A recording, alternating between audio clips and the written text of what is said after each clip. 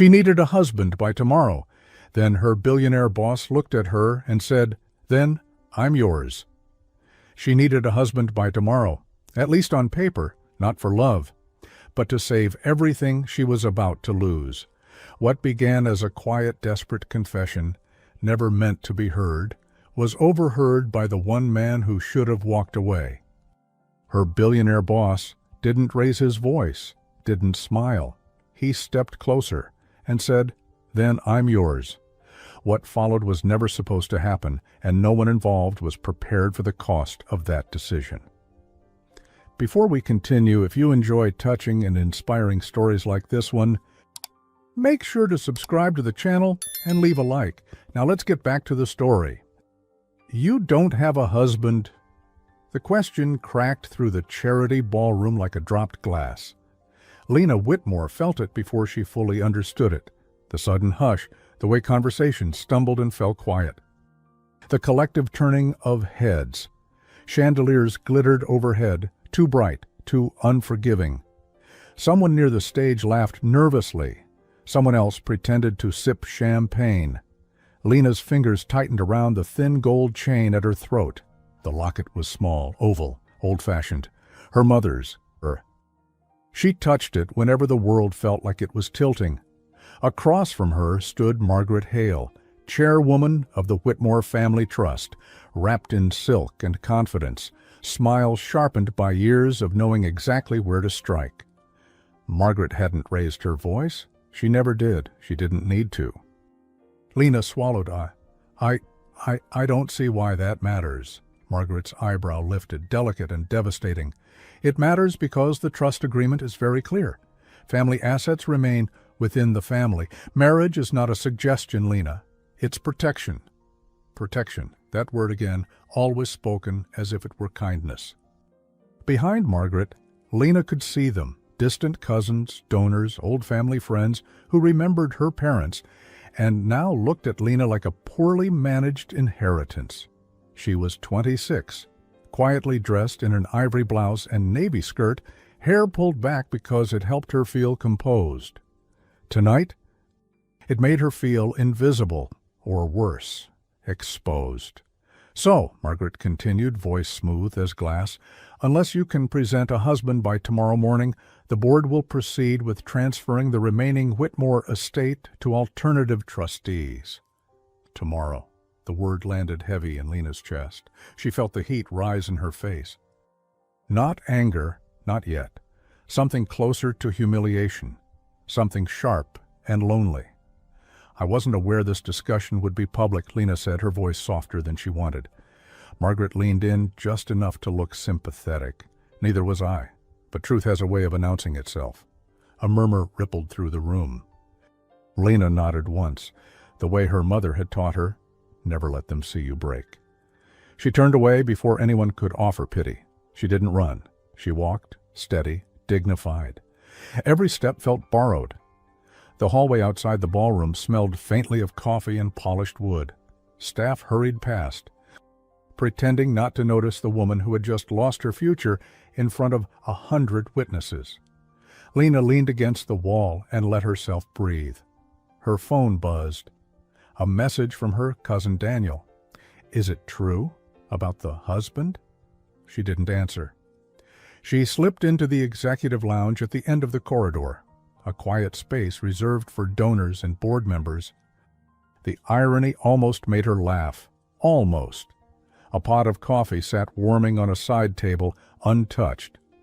Lena poured herself a cup with trembling hands, added too much sugar, then stirred until the spoon clinked too loudly against the porcelain. The first sip burned her tongue. She welcomed it. "This room is technically off limits tonight." The voice came from behind her. Calm, low, unhurried, Lena turned. Julian Ashford stood near the window, jacket unbuttoned, no tie. He looked like he always did, composed, immovable, as if chaos arranged itself around him out of respect. Billionaire, CEO, her boss. She hadn't known he was attending the gala. "I'll leave," she said quickly. He didn't move. "You can stay. I'm finished being impressive for the evening." That earned a fragile smile from her before she could stop it. She held her coffee with both hands like it might anchor her. The silence stretched. Not awkward, just observant. Julian had a way of noticing without prying. "I didn't mean for you to hear any of that," she said finally. "I wasn't listening," he replied. A pause. "But I heard." Of course he did. Lena stared into her cup. "I need a husband by tomorrow." The words slipped out before she could gather them back. Quiet, unpolished, never meant to be shared. Julian's gaze sharpened, not with curiosity, but calculation. Still, he didn't interrupt. "It's not romantic," she added, almost defensively. "It's paperwork, a clause. My grandmother thought unmarried women needed safeguards." "And the alternative?" "I lose the house, the remaining shares, the scholarship fund my parents set up." Her fingers brushed the locket again. "Everything that mattered to them." Julian stepped closer, just enough that she could smell his cologne. Clean, understated. He looked at her like a problem worth solving. She laughed then. A small, breathless sound. "I know how it sounds. Desperate. Ridiculous." "Not ridiculous," he said. "Unfair." That nearly undid her. A waiter passed the open door and peeked in. Julian waved him away without looking. When the door closed again, the room felt smaller, safer. "I've been engaged twice," Lena said, surprising herself. "Both men loved the idea of my name more than me." Julian's mouth curved faintly. "That's a common mistake." She took another sip of coffee. Calmer now. "I don't expect anyone to fix this. I just needed to say it out loud before it swallowed me whole." She turned to leave. "Lena!" She stopped. Julian met her eyes. For once there was no distance in his expression, no boardroom steel, just decision. "Then I'm yours." The words didn't echo. They didn't thunder. They landed with terrifying quiet. She stared at him. "What?" "A marriage of convenience," he continued evenly. 24 hours, long enough to satisfy the trust. We'll announce an annulment later. Clean, legal, discreet." Her heart slammed against her ribs. "You don't joke like this." "I'm not joking." She shook her head. "You don't need this. I'm your employee. The optics—" "I'll handle the optics." She laughed again, sharper this time. "You can't just give someone your name like that." Julian glanced at the locket at her throat. Sometimes a name is the least expensive thing a man owns. Silence swallowed the room. Somewhere down the hall, applause broke out. Another donor speech, another polished lie. Lena opened her mouth to refuse. Before she could, the door swung open. Margaret Hale stood there, smiling thinly, eyes flicking between them. "Well," Margaret said lightly, "this is interesting timing." Her gaze settled on Lena's hand, still clutching the locket. "And who," Margaret asked, "is joining our family by tomorrow morning?" Lena felt Julian's presence beside her, steady as stone. He took her hand and didn't let go. Julian didn't answer Margaret right away. He simply stood there, Lena's hand enclosed in his, as if that single gesture had already rewritten the room's rules. His palm was warm, steady, not possessive, decided. Lena noticed that before anything else, and it startled her how much it mattered. Margaret's smile sharpened. "I don't believe introductions were made." Julian inclined his head, polite enough to pass any boardroom test. "Julian Ashford." That landed. Margaret's eyes widened by a fraction before she smoothed her expression. Everyone knew that name. Newspapers loved it. Investors trusted it. The city bent slightly whenever Julian Ashford walked into a room. "And," Julian added, without raising his voice, "Lena will be my wife by tomorrow morning." The word wife rang louder than any announcement microphone. Lena felt her knees threaten betrayal. She tightened her grip on the locket, the metal cool now, grounding her. Margaret recovered quickly. "How generous," she said, "though sudden." "Life tends to be," Julian replied. Margaret studied Lena then, properly this time, measuring, recalculating. "Well?" If that's true, congratulations are in order. She turned back to Julian. I assume you'll be joining us for breakfast with the board? Of course, he said. I wouldn't miss it. Margaret nodded once and left, heels clicking like punctuation marks. The door closed. Only then did Lena pull her hand back. That was reckless, she whispered. Julian exhaled slowly, as if releasing something he'd held for years. Reckless would have been letting them strip you in public again. Her throat tightened. You don't know me well enough to do this. I know enough. She paced once across the lounge, then stopped. You're my boss. This crosses every line. It crosses one, he corrected, and I'll make it transparent. Legal counsel, public disclosure. If you say no, I'll respect it. She looked at him, really looked, at the calm certainty, at the way he wasn't trying to convince her, just offering ground. Why, she asked. Julian hesitated, just long enough to matter. Because you asked for nothing. That answer unsettled her more than any romantic speech could have. An hour later, Lena sat in the back of a town car she didn't own, watching the city blur past. Julian sat opposite her, phone pressed to his ear, issuing quiet instructions. Yes, tomorrow morning, fast track. I'll sign whatever's needed. He ended the call and finally seemed to notice how still she was. You haven't said you agree, he said gently. I'm trying to catch up, she replied. I came here to smile politely and donate my time. I didn't expect this. He nodded. Neither did I. The car stopped outside a small restaurant, warm lights, modest sign, not the kind of place billionaires were photographed entering. Dinner, Julian said. We both skipped it. Inside, the hostess blinked at them, then smiled. Table for two? Yes, Julian said. Quiet, if possible. They sat by the window. The menu was simple: soup, bread, pasta. Lena realized she was starving. When the food arrived, she laughed softly. This feels absurd. Absurd can be useful, Julian said, breaking his bread. It reminds people they're human. They ate in companionable silence for a few minutes. The soup was good, was comforting. Something about that steadied her. You know this won't stay private, Lena said. They'll speculate, dig, judge. They already do, he replied. This way, you won't be alone. She studied him over her glass of water. And what do you get? Julian considered. Clarity. She smiled despite herself. You're impossible. Frequently. That earned a real laugh, quick, surprised, almost guilty. It felt like a small victory, a breath. Halfway through the meal, Lena's phone buzzed, then buzzed again. She glanced at the screen and froze. What? Julian asked. She turned it toward him. A photo, grainy, unmistakable. The two of them in the lounge, his hand holding hers, posted already. Caption, Ashford's secret engagement. Sources say yes. Julian's jaw tightened. That was fast. It's everywhere, Lena whispered. I didn't even tell anyone. They didn't need you to, he said. They needed a story. Her appetite vanished. This is my fault. No, Julian said firmly. This is proof. Of what? That the truth is already louder than the lie. She wasn't convinced. When they left the restaurant, the night air felt heavier.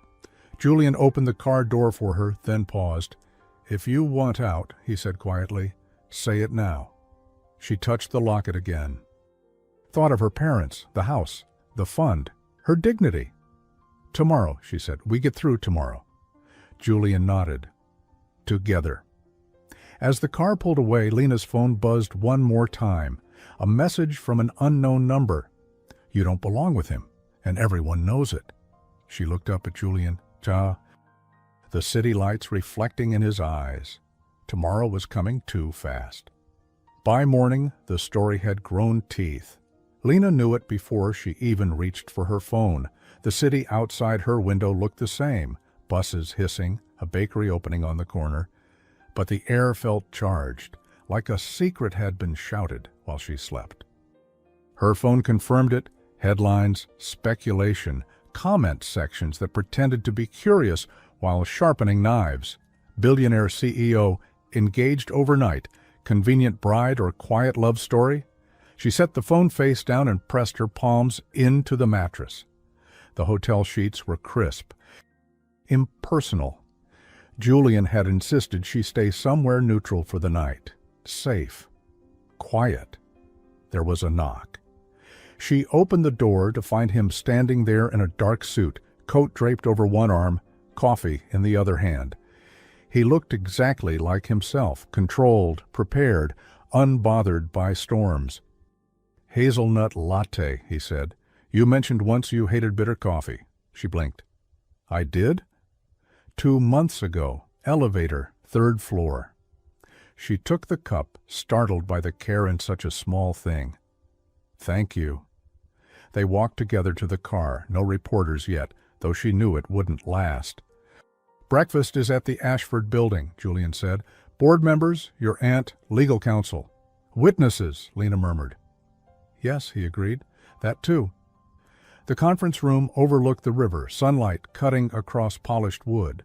Plates of pastries sat untouched at the center of the table. Coffee steamed. No one reached for it. Margaret Hale was already there, posture perfect, eyes sharp. "So," she said as Lena and Julian took their seats, "this is real." Julian didn't sit immediately. "It is." A murmur passed around the table. "And the timing?" Margaret pressed. "Extraordinary." "Urgent," Julian replied. Lena's family assets were at risk. Margaret smiled thinly. "How noble." Lena felt the familiar heat rise. She forced herself to meet Margaret's gaze. "I didn't ask for charity." Julian sat then, close enough that his knee brushed hers beneath the table. The contact was brief, anchoring. "This arrangement," Margaret said, folding her hands, "raises questions." "Then ask them," Julian said. Margaret turned to Lena. "Do you love him?" The room stilled. Lena's pulse roared in her ears. Love wasn't part of the contract. Honesty was, though. She glanced at Julian just once. "I respect him," she said carefully, "and I trust him." Julian's expression didn't change. His foot shifted slightly, pressing against hers, a quiet show of support. Margaret leaned back. "Convenient answers," the lawyer cleared his throat. "Legally, intent and consent are sufficient." Margaret waved him off. "I'm thinking of reputation." "So am I," Julian said coolly, "which is why this will be public." "No shadows," Lena swallowed.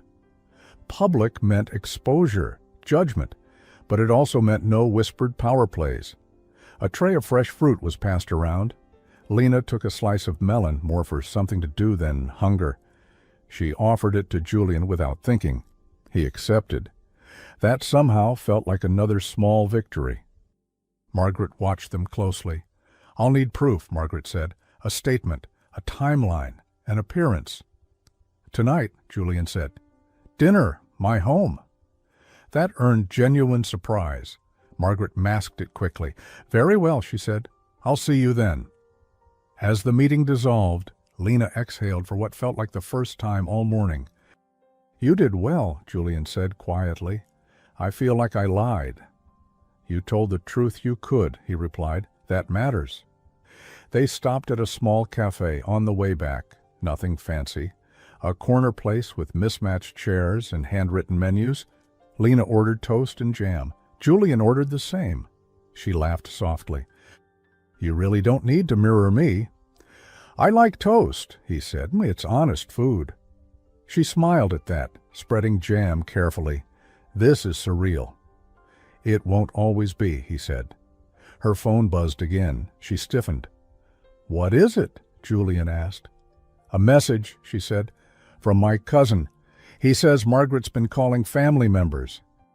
Asking questions. Digging."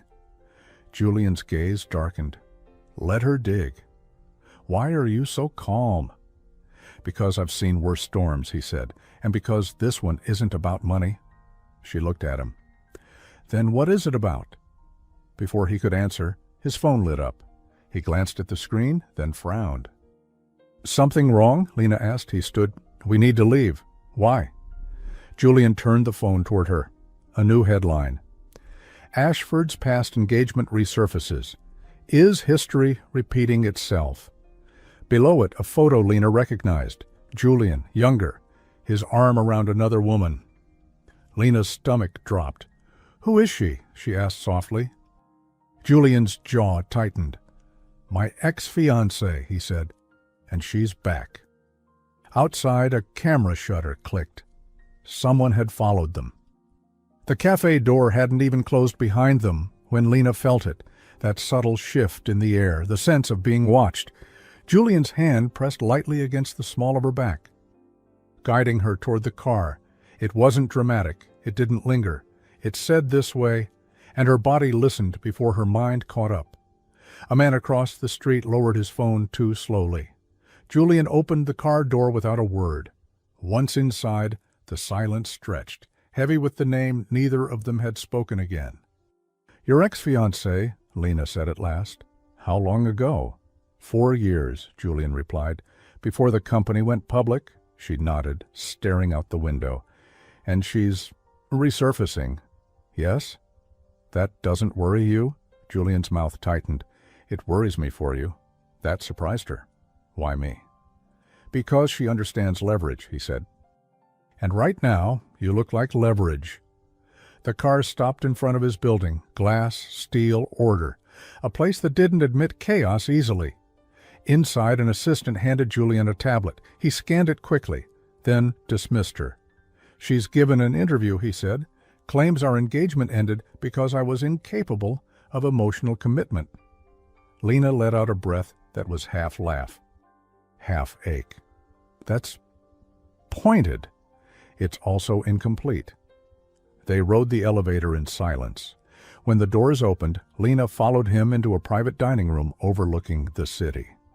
Lunch had been laid out. Simple salad, soup, fresh bread.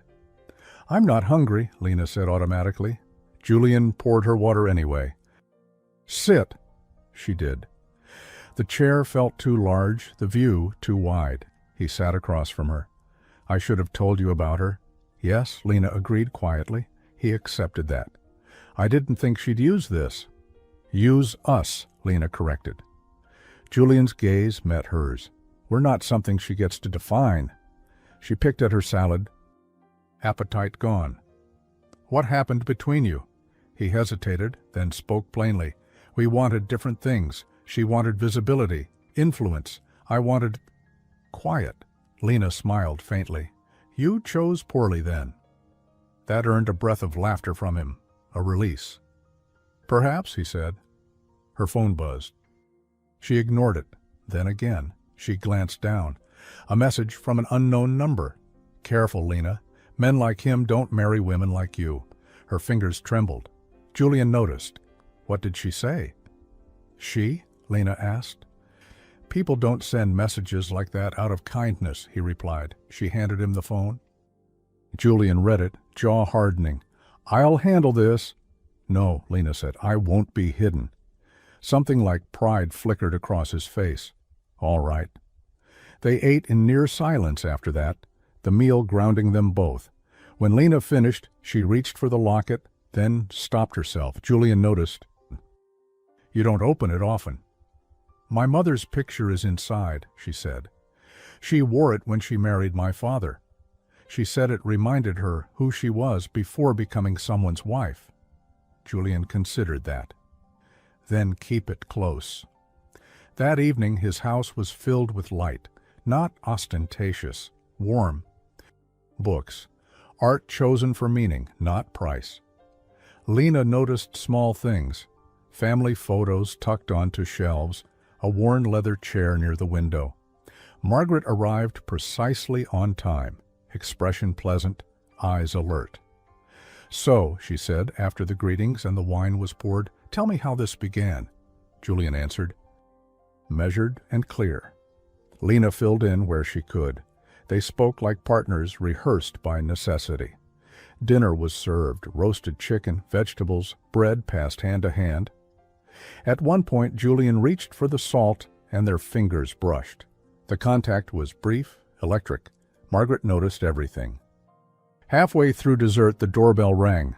Julian frowned. "I'm not expecting anyone." The housekeeper answered. A moment passed, then footsteps. A woman entered the dining room, elegant, confident, familiar from the photo. "Julian," she said warmly. "You didn't return my calls." Lena felt the room tilt. "This," the woman continued, her gaze sliding to Lena with polite interest, "must be the bride." Julian stood. "Clara, you're not welcome here." Clara smiled. "We share history. And now," she said lightly, "we share a scandal."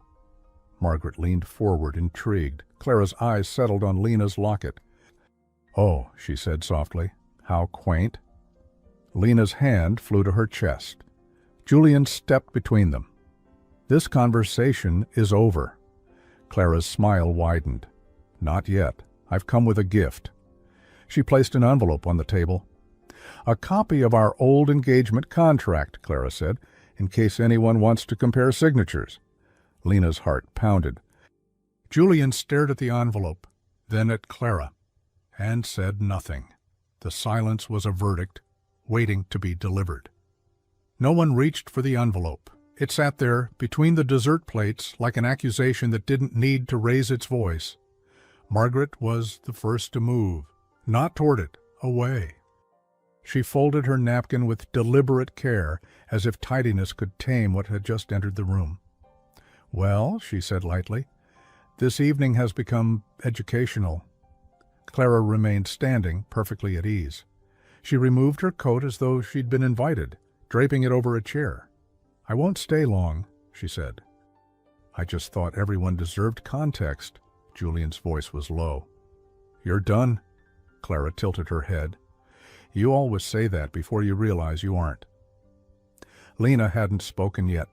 She felt strangely calm, like the moment just before a storm finally breaks. She picked up her fork, cut into the dessert, and took a small bite. The sweetness grounded her. If she was going to be judged, she would not do it shaking. "That contract," Lena said quietly. "What do you want us to see?"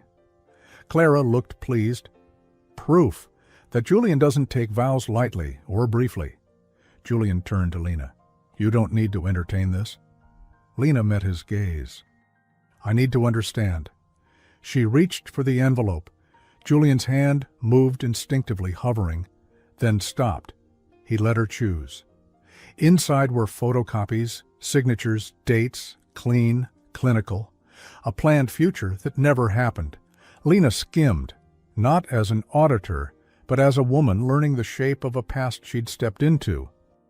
"You ended it," Lena said, looking up at Julian. "Yes," he replied. "Why?" Margaret asked sharply.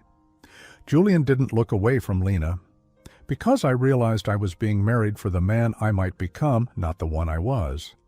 Clara laughed softly. "That's one version." Lena folded the papers and slid them back into the envelope. "You didn't deny it," she said to Clara. "You reframed it." Clara's smile faltered just a little. Margaret stood. "This is getting personal." "It always was," Lena said gently. Julian looked at her then, not as someone he was protecting, but as someone standing beside him. Clara crossed her arms. "You think you know him after a day?" "No," Lena said. "I think I know myself." She touched the locket, then unclasped it. For a moment, the room seemed to lean in. "My mother wore this when she married my father," Lena continued. "She had nothing, no leverage, no safety net, just certainty." She opened it and looked down, then closed it again. "I don't know what this will become," Lena said, "but I won't be scared out of it." Clara's eyes narrowed. "You'll regret tying yourself to a man like him." Julian stepped forward. "You're projecting." Clara picked up her coat. "Call it experience." At the door she paused. "Tomorrow's papers will be creative." Then she was gone. The house felt quieter after, not peaceful, expectant. Margaret broke the silence. "Well, that confirms my concerns." Julian faced her. "About?"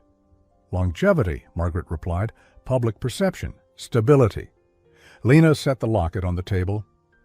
You wanted a husband by tomorrow, Margaret said to her. You may get one, but this, she gestured vaguely, is volatile. So was my father's factory when he rebuilt it, Lena said. You praised his courage then. Margaret studied her niece, really studied her. You're not your father. No, Lena agreed. I'm his daughter. Margaret didn't smile, but something eased in her eyes. Breakfast, she said to Julian. 8 sharp. We'll see what survives daylight. After she left, the house seemed to exhale. Julian poured himself a glass of water, then one for Lena. I'm sorry. You didn't lie, Lena said. Didn't lie. You just didn't volunteer. That's not much better. She took the glass. Their fingers brushed again. This time, neither pulled away. Are you still in? He asked quietly. Lena looked around the room, the books, the soft light, the man who had stepped between her and humiliation more than once. I am, she said. But I won't be hidden or handled. Good, Julian said. Neither will I. Later, alone in the guest room, Lena sat on the edge of the bed and finally opened the locket. Her mother's face smiled back, young, hopeful, unafraid. Her phone buzzed. Another message, this one from a known number. Clara, if you think tonight was uncomfortable, wait until you see what I kept. Attached was a blurred photo, old, intimate. Julian, unmistakable. Lena's breath caught.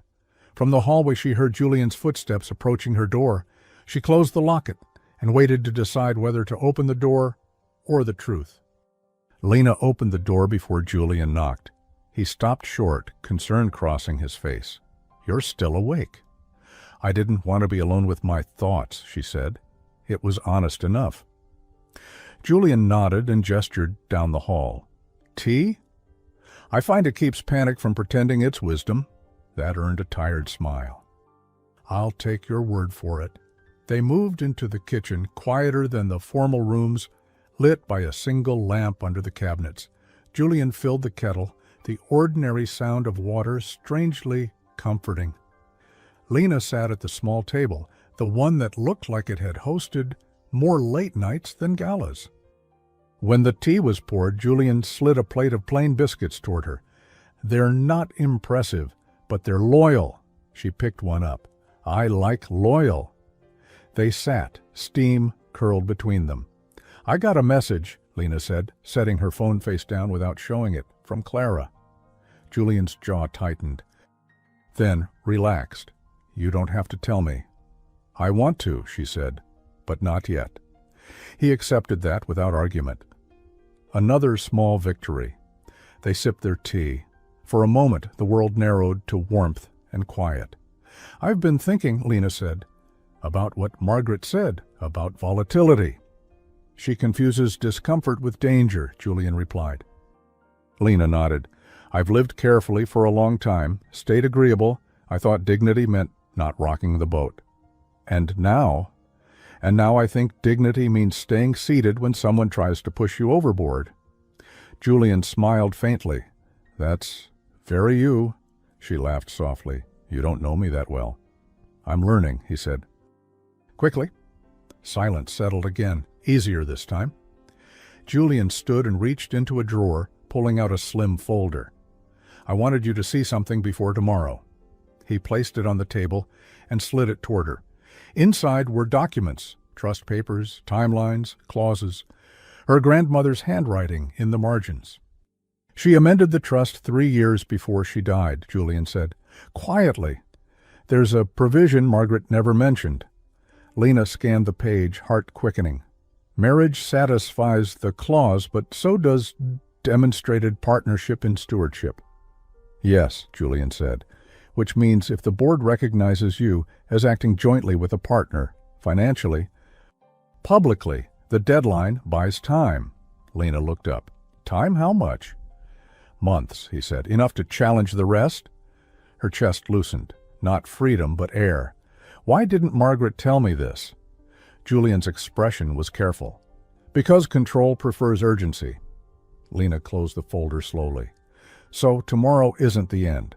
No, Julian said. It's the beginning of leverage shifting. She leaned back, exhaling. You really don't like bullies. I dislike inefficiency, he said. Bullies waste potential. She laughed, surprising herself again. It felt good, brief, bright. Then her phone buzzed on the table. She didn't touch it. Julian watched her. Whatever it is, you don't have to face it alone.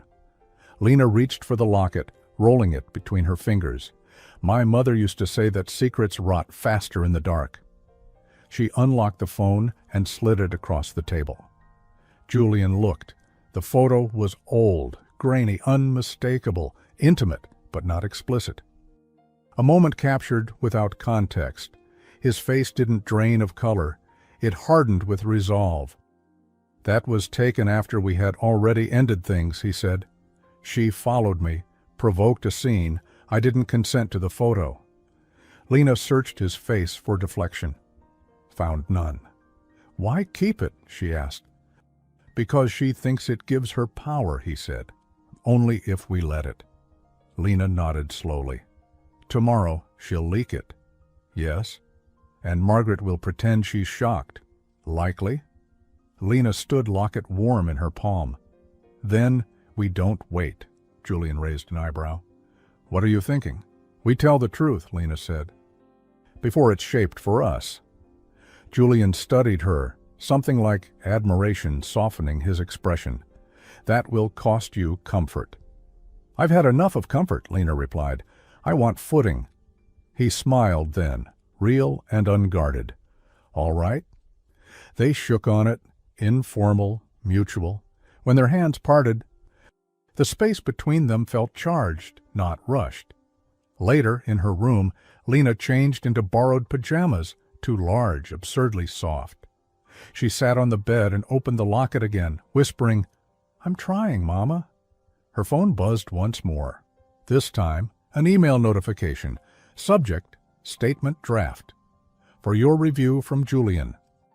Attached was a joint statement, clear, calm, transparent, no romance promised, no lies told. She read it twice. Then, before fear could argue her out of it, she replied, approved. Downstairs, Julian stood alone in the kitchen, rereading her reply. He let out a breath he hadn't realized he'd been holding. His phone buzzed. A new message. Unknown number. You just made this personal. Attached was a screenshot, scheduled post, set for dawn. The same photo. Only this time, the caption read, The Truth About Ashford's Bride. Julian looked at the clock. 6 hours until morning, 6 hours until everything shifted again. Morning didn't wait for permission. By the time the sky softened from black to gray, the post was already live. Lena felt it before she saw it, the vibration of her phone on the bedside table, insistent, relentless. She reached for it, then paused, fingers hovering. For one quiet second, she imagined ignoring everything. Staying in this room where the borrowed curtains filtered the light, and the world felt distant. Then she picked up the phone. The photo filled the screen. The caption beneath it burned. The truth about Ashford's bride. A convenient employee, a borrowed ring, a desperate play. Her chest tightened. But she noticed something else, too. The comments weren't uniform. Some were cruel, yes. Others questioned the timing. A few defended her outright. She sat up, wrapped the blanket around her shoulders, and touched the locket. The metal was warm now, as if it had absorbed every moment of the last 2 days. A knock sounded at the door, soft, careful. She opened it to find Julian already dressed, tie loose, hair still damp from the shower. He held 2 mugs. Tea, he said, and toast. I burned the first batch. That almost made her smile. They sat on the edge of the bed like 2 people waiting for weather to pass. Lena took a sip. The tea was strong, grounding. It's everywhere, she said. Yes, Julian replied, but not in the way Clara wanted. She looked at him. How do you know? Because she wanted silence from us, he said, and instead she got a response. He handed her his phone. Their joint statement had been posted an hour earlier. Clear, calm, no defensiveness, just facts and dignity.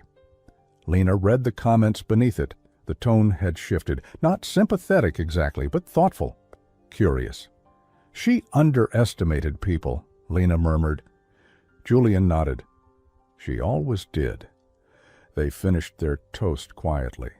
When Lena reached for the last piece without looking, Julian's hand did too. They paused, laughed softly, then let her take it. Small victories, she said. Underrated, he agreed. By mid-morning, they were walking into the Ashford building together, not side by side in performance, together in choice. Cameras flashed, questions were called. Julian didn't rush. He didn't shield her. He simply stayed close enough that she could feel him there. Inside the elevator, Lena exhaled. I keep expecting to faint. If you do, Julian said, I'll catch you, but I prefer you didn't, she laughed. The tension cracked just enough to let air in. The boardroom was fuller than yesterday. Margaret sat at the head of the table, expression unreadable. Legal counsel lined one side. A PR consultant Lena didn't recognize smiled too brightly. Breakfast was set out again. Pastries, fruit, coffee. Lena poured herself a cup this time without hesitation. Margaret gestured for them to sit. You've made quite an impression. Julian met her gaze. So have you. Margaret ignored that. The photo is unfortunate. So is extortion, Lena said calmly. A murmur ran through the room. Margaret turned to her. You're very composed for someone under attack. Lena set her cup down gently. I grew up watching my mother host dinners where people smiled while planning each other's downfall. This feels familiar? Something flickered across Margaret's face. Recognition? Regret? The lawyer cleared his throat. The amended trust provision has been reviewed. Margaret stiffened. And? Julian asked. And, the lawyer continued, the board acknowledges that Ms. Whitmore is acting in demonstrated partnership. Lena's breath caught. This grants a review period, the lawyer said. 6 months. Margaret's lips thinned. Conditional, she said. Of course, Julian replied. Transparency will be maintained. Margaret studied Lena for a long moment. You've changed. Lena met her eyes. I stopped apologizing. Margaret looked away first. Outside the boardroom, Lena leaned against the wall, heart racing. Julian stood close, but didn't touch her. That was a lot, she said. You held your ground, he replied. She smiled, then frowned. It's not over. No, Julian agreed, but it's no longer one-sided. A staff member passed by carrying a tray of muffins. One nearly toppled. Lena caught it instinctively. Saved it, she said, handing it back. The woman laughed. Thank you. You just rescued morale. Julian watched that exchange with something like warmth. They escaped to his office for a moment of quiet. Lena sat on the sofa, finally letting the tension drain from her shoulders. My parents would have liked you, she said suddenly. Julian looked surprised. That's high praise. My father respected men who showed up, Lena said. My mother respected men who listened. He considered that. I'll try to earn both. Her phone buzzed again. She checked it and stiffened. What now? Julian asked. A message from Margaret, Lena said, more private. She read it aloud. Dinner tonight. Just us. It's time we spoke without witnesses. Julian's brow furrowed. You don't owe her that. Lena touched the locket, thought of the house, the past, the future. I think I do, she said, but not alone. That evening, they stopped at a small diner on the way. Unplanned, necessary. Lena ordered soup. Julian ordered pie, then insisted she have a bite. Your billionaire status is compromised, she teased. Don't tell anyone, he said. I have a reputation. The laughter lingered longer than either expected. When they arrived at Margaret's townhouse, the air shifted again. Old money, old power. Margaret greeted them herself, no staff in sight. I didn't expect you to bring him, she said. I didn't expect honesty, Lena replied. Yet here we are. They sat at a small table. Tea was poured. Biscuits passed. Margaret studied Lena over the rim of her cup. "You remind me of your grandmother." Lena stilled. "You didn't like her?"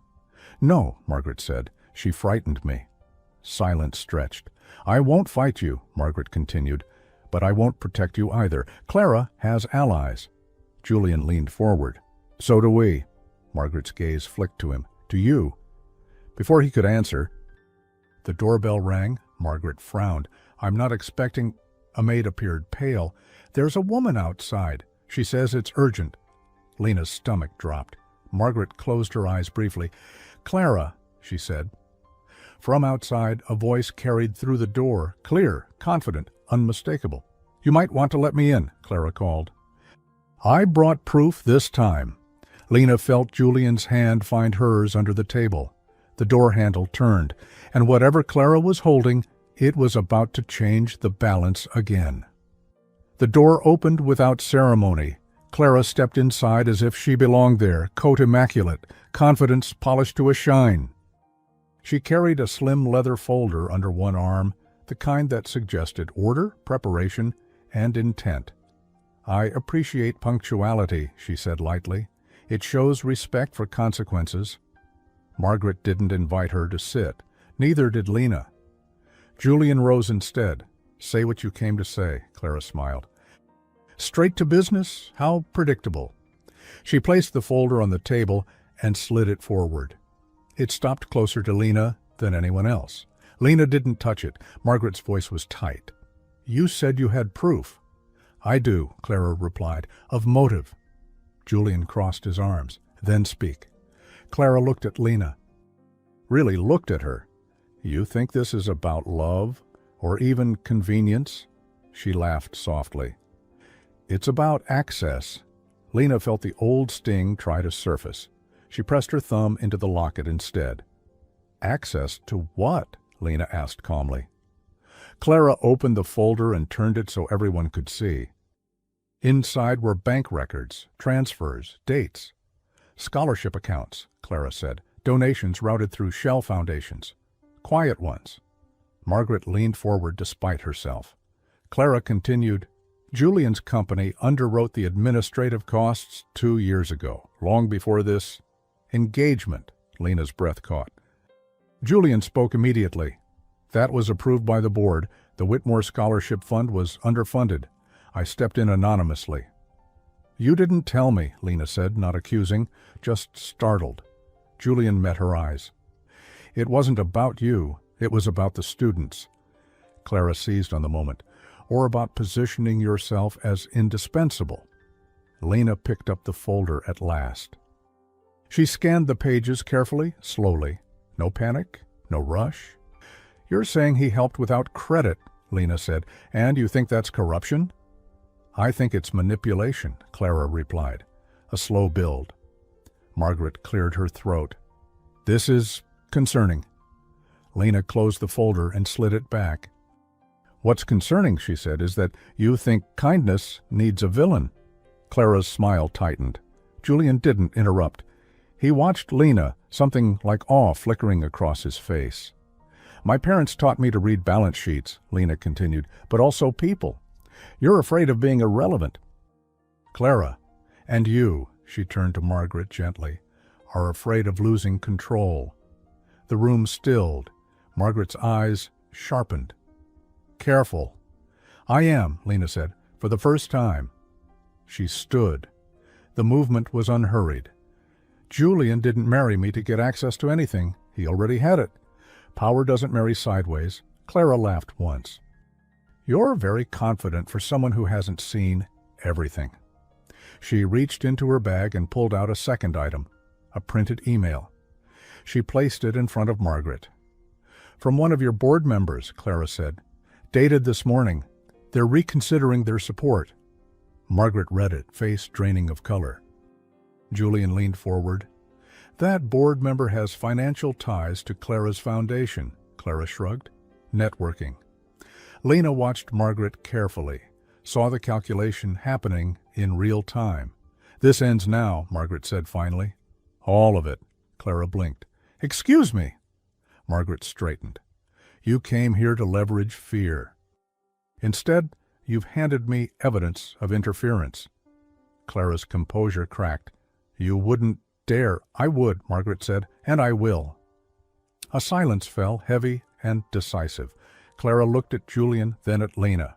Enjoy this moment, she said coolly. They never last. She turned and left without another word. The door closed. For a long moment, no one spoke. Then Margaret sat back, suddenly older. Your grandmother would have liked you, she said to Lena. She admired women who stood without borrowing. Lena exhaled. I'm done borrowing. Margaret nodded once. Dinner is over, but stay. They did. Tea was poured again. Biscuits passed. The ritual steadied the room. Julian finally spoke. I should have told you about the donations. Yes, Lena said, you should have. He waited. But I'm glad you didn't do it for applause, she added. That earned a small, relieved smile. Margaret watched them. This partnership, she said. It's no longer theoretical. No, Lena agreed. It's chosen. Margaret stood.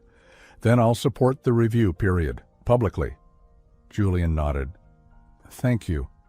Margaret paused at the door. Don't make me regret this. Lena smiled softly. I won't. Outside, the night air felt lighter. They walked without speaking for a block. Then another. Julian finally said, You were extraordinary. I was terrified, Lena replied. They're not opposites, she laughed quietly. I'm learning that. They stopped at a late-night cafe, one of the few still open. They ordered soup and grilled cheese, shared without ceremony. Julian watched her take the first bite. Still with me? She reached across the table and took his hand. Still. The moment lingered, warm, certain. Her phone buzzed. She checked it, then froze. What is it? Julian asked. She turned the screen toward him. A new article, freshly posted, leaked documents suggest Ashford-Whitmore marriage may violate ethics policy. Julian's jaw tightened. That's fast. And wrong, Lena said. She scrolled, then stopped. There's a quote, she said slowly. From an anonymous source. Julian leaned closer. The quote read, She's playing a longer game than anyone realizes. Lena looked up at him. They're not done. Julian squeezed her hand. Neither are we. Across the cafe, someone raised a phone, another photo, another story forming. And tomorrow, the line between choice and consequence would be tested again. The cafe suddenly felt too small. Lena noticed the phone first, the way it lifted just a little too deliberately, the reflection of the screen catching the overhead light. She leaned back, not to hide, but to see. Julian followed her gaze. His expression didn't change, but his body shifted subtly, angling so that he was between her and the lens without making a show of it. We can leave, he said quietly. No, Lena replied. What? Let them see. She finished her soup, wiped her mouth with the napkin, and met the watcher's eyes directly. The phone lowered. Power, she was learning, often dissolved when confronted without apology. They paid and stepped into the night. Outside, the city hummed with late traffic and unbothered lives. Lena drew a steady breath. They're framing this as a violation. Yes, Julian said, because ethics sound cleaner than jealousy. They walked a few blocks in silence. At the company, Julian continued, there's a disclosure protocol for personal relationships. It exists for this reason. Lena looked at him. And you didn't follow it. I didn't expect to be asked to marry someone in 24 hours, he said wryly. She smiled despite herself. Fair. They reached his building. Inside, the quiet wrapped around them again. Julian's office lights were on, not the harsh overhead ones, just a desk lamp and the city glow beyond the glass. I want to show you something, he said. He pulled a slim binder from the shelf and set it on the desk. Conflict of interest policies, he explained, every clause. Lena sat, flipping through the pages. You memorized these. I wrote some of them. She looked up. Then you know where the cracks are. Yes, he said, and where the protections are. They worked side by side for an hour, reading, highlighting, drafting notes. It felt strange and right at the same time. Two people solving a problem that wasn't purely business or personal, but something new in between. At one point, Lena reached for her coffee and knocked it over. Oh! She scrambled for napkins. Julian caught the mug before it could spill further. Disaster averted. She laughed, a little breathless. I'm usually less clumsy. I find stress improves slapstick, he said. That laughter lingered, easing the tightness in her chest. When they finished, Julian leaned back. Tomorrow morning, we disclose. Publicly, voluntarily. Lena nodded. Before they force it. Yes. She hesitated. What if the board sees this as confirmation? Then they'll also see the safeguards, he replied, and my willingness to step back if needed. Her eyes widened. Step back? Temporarily, he clarified, if that's what it takes to protect you and the company. The weight of that settled between them. You'd do that, she said quietly. Yes? For me? For what's right, he said. Then, after a pause, and for you. She touched the locket again, heart steady now. I won't be the reason you lose everything. Julian stood and moved closer. You're not. They were very near now, close enough that Lena could see the faint line at the corner of his mouth when he thought too much. I need to ask you something, he said. She nodded. If this were to end tomorrow, he continued, not the partnership, the marriage, would you regret it? The question hung, careful and honest. Lena didn't answer immediately. She thought of the house, the scholarship, the way he listened, the way he let her choose. No, she said finally. I'd regret not standing up. His breath eased. Good. Later, they sat in the kitchen again, sharing leftovers warmed carefully. Nothing fancy, just food that filled the quiet. Lena tore a piece of bread and handed it to him. You know, for someone with endless resources. You live like a monk, he smiled. Excess makes me itchy. She laughed. That explains a lot. Her phone buzzed. She checked it and frowned. A message from Daniel. Her cousin's name sat there like a relic of another life. What does he want? Julian asked. Lena read aloud. He says Margaret's position is weaker than she admits. That some family members want to side with me publicly, Julian nodded. Momentum. And, Lena continued slowly, he says there's a condition. Julian waited. They want me to speak, she said, at the Whitmore Foundation event tomorrow night. Julian's brow furrowed. That's soon. They want me visible, Lena said. On my own, silence stretched. I can do it, she said, more to herself than him. Julian studied her. Do you want to? She thought of the locket. Her mother, her grandmother. Yes, she said, I do. Then I'll be there, he replied. As what? She asked. He smiled gently. As the man who chose you. Her breath caught. Before she could respond, his phone buzzed. He checked it, then stiffened. What now? Lena asked. A leak, he said. Internal. Someone at the company sent documents to the press. Lena's stomach dropped. What kind of documents? Julian looked at her. Emails. Old ones. Her pulse quickened. Between who? Between me, he said, and your grandmother. The world seemed to tilt. She died 10 years ago, Lena whispered. Yes, Julian said, and she trusted me. Lena sank into the chair. What do the emails say? She asked. Julian hesitated.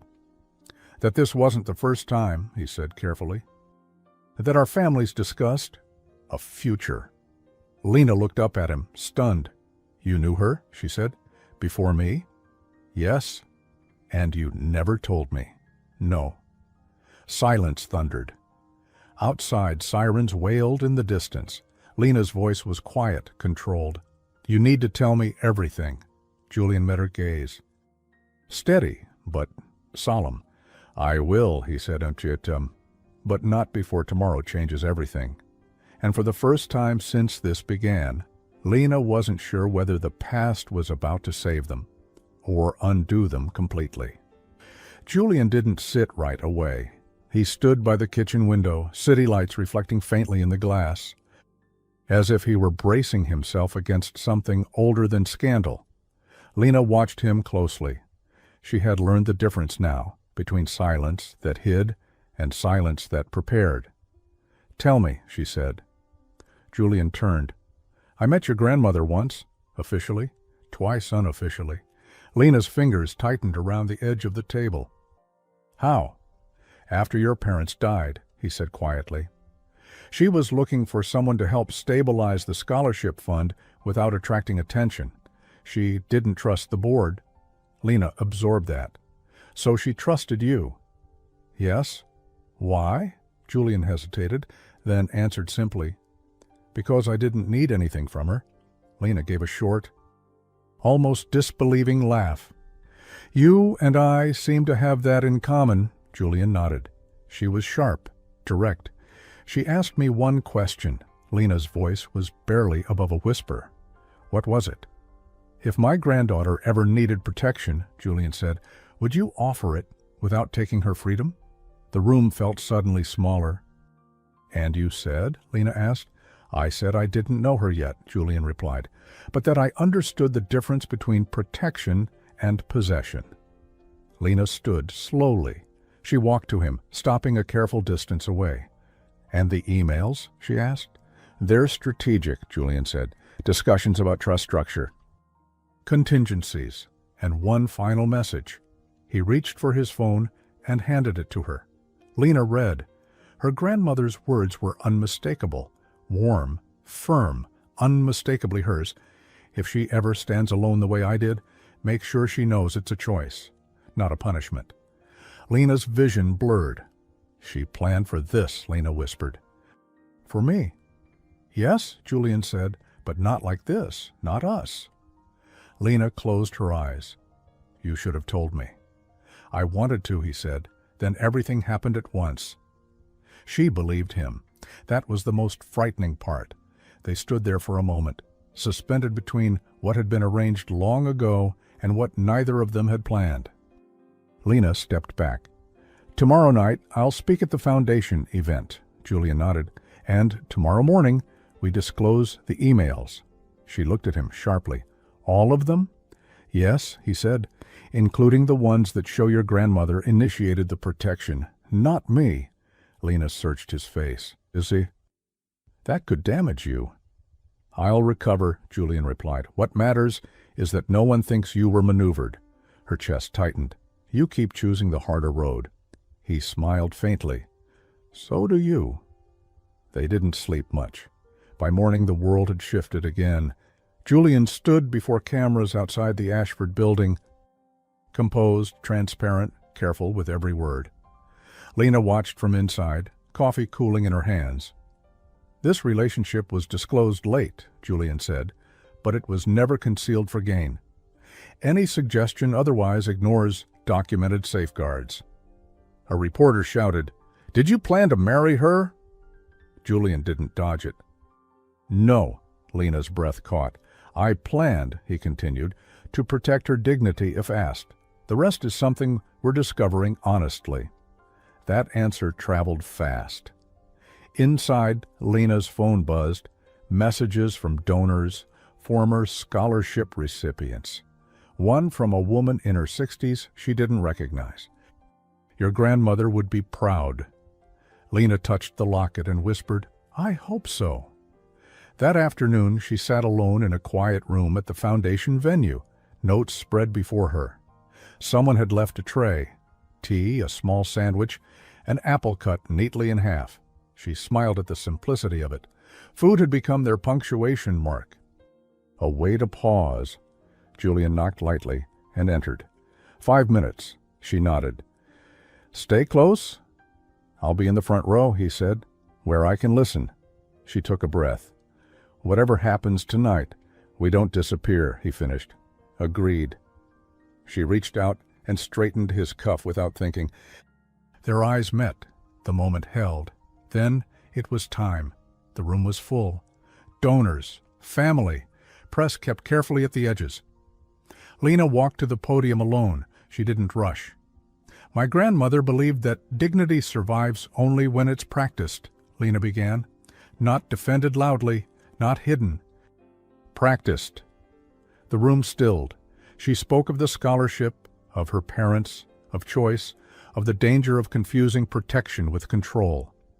And yes, Lena said calmly, I am married, not because I was cornered, because I was offered respect when I needed it most. Her gaze found Julian, and I accepted. A ripple moved through the audience. She finished without applause, just quiet, thoughtful stillness. Then someone clapped, then many. Backstage, Julian handed her water. His hand lingered. You were remarkable, he said. I was honest, she replied. They shared a brief meal afterward, soup in paper cups, standing side by side like conspirators. For a moment, it felt done. Then Julian's phone buzzed. He read the message once, then again. What? Lena asked. The board, he said. Emergency session. Her heart dipped. About us? About me, he replied. They're asking for my temporary resignation. Lena stared at him. Because of the disclosure? Yes, she shook her head. This is too much. Julian took her hands. It's not the end. You keep saying that, she whispered. Because I know something, he said. What? He looked at her steady and certain. That I don't want this to be temporary. Her breath caught. Before she could respond, a staff member approached. Pale. Ms. Whitmore, there's someone asking for you, says it's urgent. Who? Lena asked. The woman hesitated. She says she's your mother's sister. Lena froze. I thought... Her voice broke. I thought she cut us off years ago, the woman nodded. She says she has something that never should have been hidden. Lena looked at Julian. The room spinning slightly, another truth, another test. And suddenly the future felt closer and more fragile than ever before. Lena found her in a quiet anteroom just off the main hall. Her Aunt Ruth stood by the window, hands clasped around a worn handbag, shoulders squared in a way that spoke of long practice. She looked older than Lena remembered, smaller too, but her eyes, those were unmistakably her mother's. You came, Lena said, unsure whether it was a greeting or an accusation. Ruth turned. I almost didn't. A pause. That was my mistake, one of many. They sat at a small table meant for coffee breaks and whispered conversations. Someone had left a plate of sandwiches untouched. Lena poured tea for both of them, the ritual calming her hands. I stayed away because I was angry, Ruth said quietly. At your grandmother, at the trust, at how grief got managed instead of felt. Lena listened. She had learned that dignity sometimes meant not interrupting. I had something, Ruth continued, a document your grandmother asked me to keep. She didn't trust anyone who wanted power too much. Lena's breath caught. What kind of document? Ruth opened her bag and placed a folded envelope on the table, old, carefully preserved. A letter, Ruth said, and a codicil. Not filed, meant as insurance. Lena unfolded the letter with shaking fingers. Her grandmother's handwriting filled the page, firm and unmistakable. If you're reading this, then Lena stood up for herself. Let that be enough proof of her readiness. Tears blurred the words. The codicil was brief but devastating in its clarity. It named Lena as sole steward of the remaining Whitmore family assets if any trustee attempted coercion or reputational pressure. It cited clauses, legal teeth, sharpened long ago. They can't touch you, Ruth said. Not now. Lena pressed the paper to her chest, locket warm beneath it. Why come now? Because I watched you speak, Ruth replied. And I realized I didn't want to miss another moment of courage. They embraced, careful at first, then real. Outside the room, the world waited. The emergency board session ended faster than anyone expected. Julian stood when Lena entered the small conference room, relief flashing across his face before he contained it. Margaret was there too, expression carefully neutral. The lead counsel cleared his throat. Based on new documentation and the public response, the board withdraws its request for Mr. Ashford's resignation. Julian exhaled slowly. And, the lawyer continued, Ms. Whitmore is hereby confirmed as independent steward of the Whitmore Foundation, effective immediately. Margaret looked at Lena. For once there was no calculation in her eyes, just acknowledgement. You win, Margaret said quietly. Lena shook her head. No, we move forward. Margaret nodded once. Very well. When the room cleared, Julian turned to Lena, emotion finally breaking through his composure. You did it, he said. We did, she corrected. They stepped outside together. Evening had settled in gently, the kind that forgave everything the day had demanded. They didn't plan a celebration. They walked instead, past the venue, past the noise, until they found a small park with benches worn smooth by time. A food truck was closing for the night. Julian bought 2 cups of soup without asking. They sat sharing quietly, steam rising between them. I owe you an apology, Julian said after a moment. For what? Lena asked. For offering myself as a solution before offering myself as a man, she smiled softly. You did both. He set his cup down and turned fully toward her. Lena, what started as a decision became a choice, and I don't want to pretend otherwise. Her heart steadied, not raced. This felt right. I won't promise perfection, he continued, but I promise transparency and presence, and a life that doesn't require you to shrink. Lena reached into her blouse and removed the locket. She opened it, looked once more at her mother's face, then closed it gently. My mother believed love was an agreement renewed daily, Lena said. I think she was right. Julian took a breath. Then, let me renew it. He didn't kneel. He didn't perform. He simply took her hands. Lena Whitmore, he said, voice steady, will you choose me, not for protection, not for convenience, but for partnership, for all the ordinary days after this one? Tears filled her eyes, but her smile was certain. Yes, she said, I choose you. They kissed then, not rushed, not hidden, a quiet seal on a loud journey. The wedding was small. Not the next day, not for cameras. Weeks later, in her parents' old garden, restored and blooming again, Ruth attended. Even Margaret came, standing at the back, respectful. Lena wore simple ivory. Julian wore a dark suit, no tie. The locket rested at Lena's throat. When they exchanged vows, there was laughter, soft, real, when Julian forgot a line and Lena prompted him. A gentle breath of humor, earned. They shared a meal afterward, bread passed hand to hand, soup ladled by friends, dessert cut unevenly and loved anyway. It wasn't grand. It was enough. Much later, as the sun dipped low and guests drifted home, Lena and Julian sat together, feet bare, in the grass. You know, Lena said thoughtfully, I once thought needing someone meant weakness. Julian smiled. And now? And now I think choosing someone is strength. He leaned in, resting his forehead against hers. Then we chose well. She looked at the house, the garden, the future that no longer felt borrowed. And for the first time in a long while, everything felt settled.